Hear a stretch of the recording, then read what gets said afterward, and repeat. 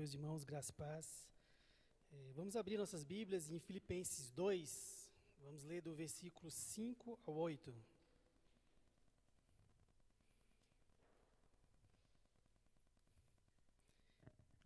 Filipenses 2, versículos 5 ao 8.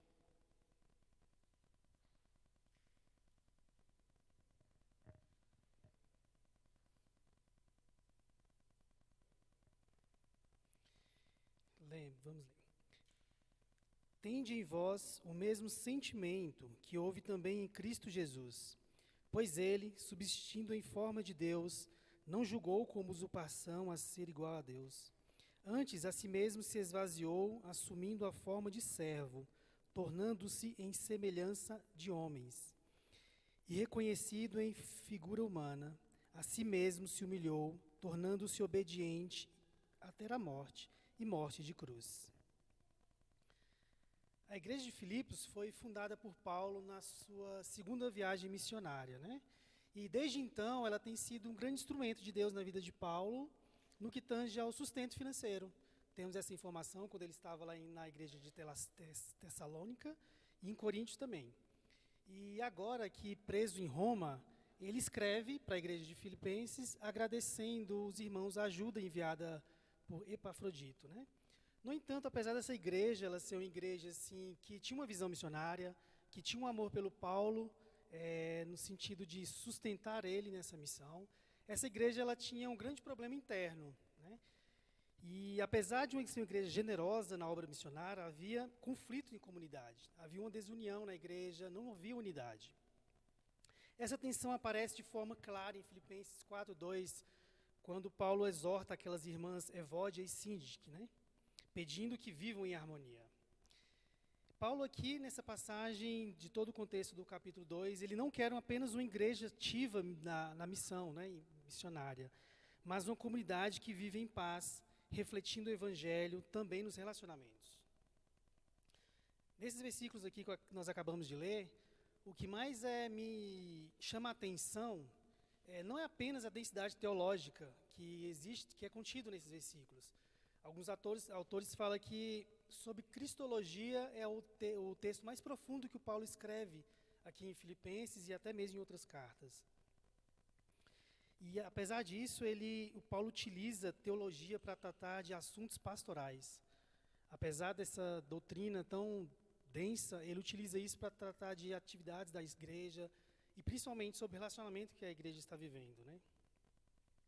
E o Filipenses 2, como um todo, Paulo nos traz 4 personagens, desses personagens que vivem em prol dos outros, né? Primeiro ele dá o exemplo dele, aqui no versículo 17, do capítulo 2. Entretanto, mesmo que seja eu oferecido por libação sobre o sacrifício e serviço da vossa fé, alegro-me e como todos vós me congratulo. Então, Paulo demonstra estar disposto a dar a própria vida pelos irmãos. Outro exemplo que ele dá aqui é Timóteo, versículo 20. Porque a ninguém tenho de igual sentimento que, sinceramente, cuide dos vossos interesses. Timóteo é alguém que é interessado no bem dos outros. No versículo 30, Paulo também dá o exemplo de Epafrodito. Vamos ler. Visto que, por causa da obra de Cristo, chegou a ele às portas da morte e se dispôs a dar a própria vida para suprir a vossa carência de socorro para comigo. Epafrodito estava arriscando a vida dele, indo à prisão e na Roma, para poder levar esse sustento para Paulo. Mas o que o Paulo enfatiza aqui não é o exemplo desses 3, mas sim de Cristo, do que ele fez por nós. Um exemplo, um padrão supremo de servo, obedientes, com amor sacrificial.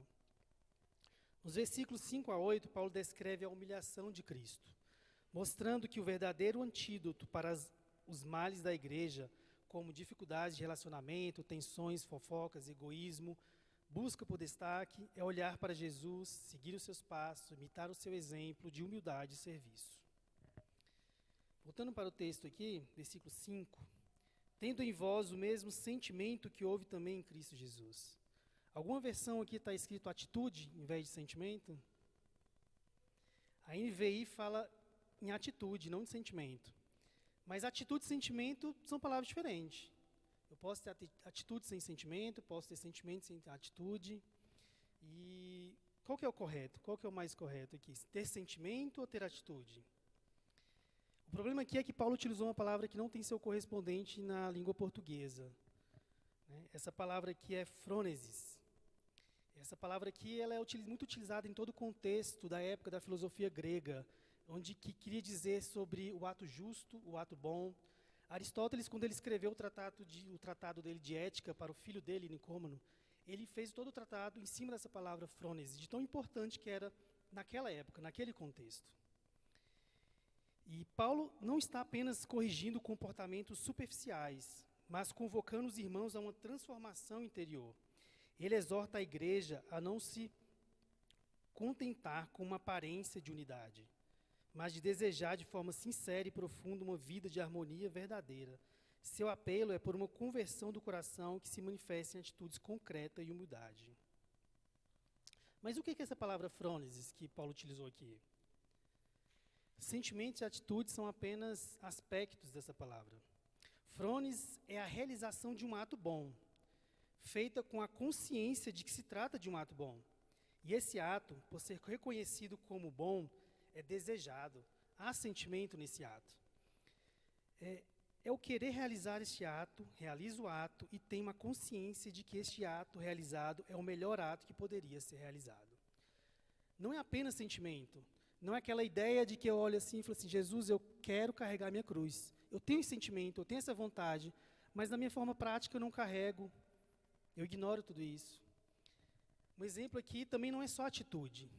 Eu posso pedir por um filho meu ir lá catar os brinquedos antes de jantar, e ele catar, mas ir chutando, pisando, não querendo ir. Isso também não é frônesis. Frônesis é o casamento da vontade e da consciência de que nada é melhor que realizar esse ato. E Jesus fez isso. Ele foi para a cruz de forma voluntária, em obediência ao Pai. Versículo 6. Pois ele, subsistindo em forma de Deus, não julgou como usurpação o ser igual a Deus. Paulo está dizendo aqui que Jesus é eternamente Deus. Ele sempre foi Deus. E não há um momento na história ou no tempo que Jesus não tenha sido Deus. Mas é um momento específico na história e no tempo em que Jesus, além de ser Deus, é homem, que é a sua encarnação. Quando ele veio cumprir em obediência o ato do Pai. Jesus, mesmo sendo Deus, não insistiu em manter os privilégios divinos ou em fazer valer seus direitos como Deus. Ele poderia ter feito isso legitimamente, mas não fez. Mas por humildade e obediência, ele veio cumprir o seu papel aqui, seu papel messiânico sobre nossas vidas. Interessante aqui a gente pensar, Lúcifer ele era uma das criaturas mais divinas, mais altas criaturas no céu. E ele quis ser igual a Deus. Adão, feito à imagem de Deus, ele queria usurpar essa condição de Deus e quis se tornar igual a Deus. Mas aqui vemos um exemplo de Jesus Cristo, o Filho eterno, o próprio Deus encarnado. Fez exatamente o oposto disso. Mesmo tendo toda a glória e autoridade divina, não se agarrou a isso. Em humildade, ele se esvaziou, se fez homem, se fez servo, e escolheu obedecer completamente à vontade do Pai. Versículo 7. Antes a si mesmo se esvaziou, assumindo a forma de servo, tornando-se em semelhança de homens e reconhecido em figura humana. Aqui a gente encontra o que o Paulo quis dizer sobre a frônese de Cristo. E não no esvaziamento de Cristo, que é conhecido aqui como a kenosis de Cristo. O esvaziamento só é possível para quem de fato possui algo a entregar. Só quem é Deus, só quem é Senhor pode se esvaziar voluntariamente. Nós, por outro lado, já somos vazios por natureza. O que precisamos é ser preenchidos pelo Espírito Santo.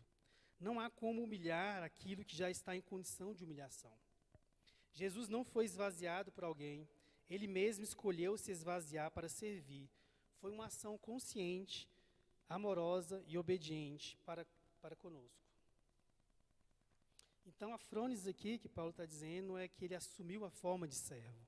Essa consciência de assumir, sabendo que vinha para ele, depois disso, tudo que ia decorrer da vida dele, Ele assumiu, ele quis, ele teve esse pensamento, esse sentimento de que esse melhor era o ato, que o ato melhor que poderia fazer era isso.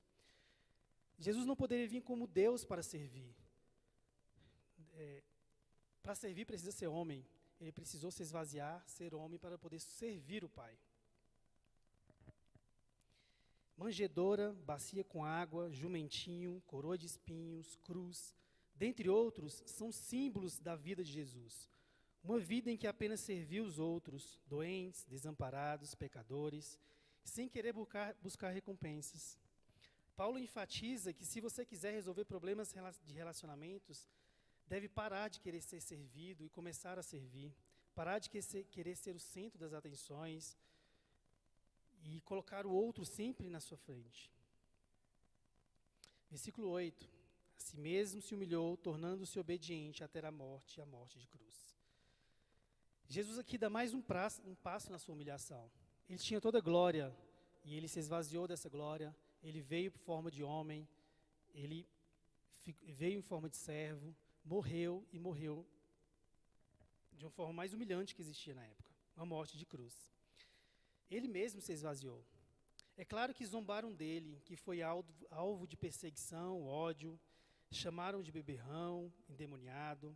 Também é evidente que levantaram contra ele acusações levianas e falsas, de blasfêmia contra Deus, conspiração contra César, foi surrado, espancado e entregue à morte de cruz.